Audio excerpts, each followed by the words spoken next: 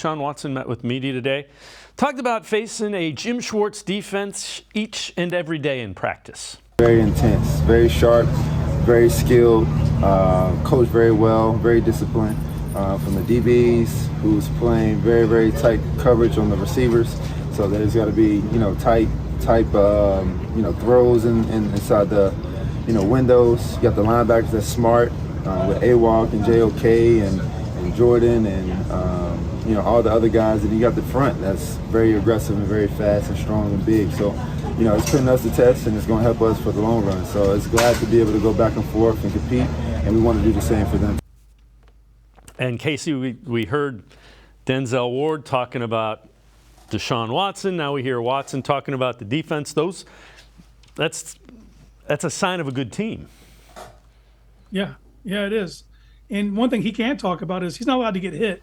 So the defensive line is not really a factor. When you're seeing a lot of these highlights, Miles is having to pull up and just not touch him. And if this were a regular season game, it would be a much different outcome. But it's just, when you go get a guy like Deshaun Watson, like you're expecting him to elevate everything around him. And same thing when you go get a coordinator like Jim Schwartz. You're expecting him to be able to elevate the players on his side of the ball. And that's exactly the expectation for this season because the talent's all there. And you see that at the back end, the defensive backs for Cleveland can straight up cover. And it's going to be a chess match day in and day out. And the more they're able to go against good on good in practice, is only going to pay dividends later. Next week, I think when they go to Philly, they're going to do this exact same thing with the Eagles.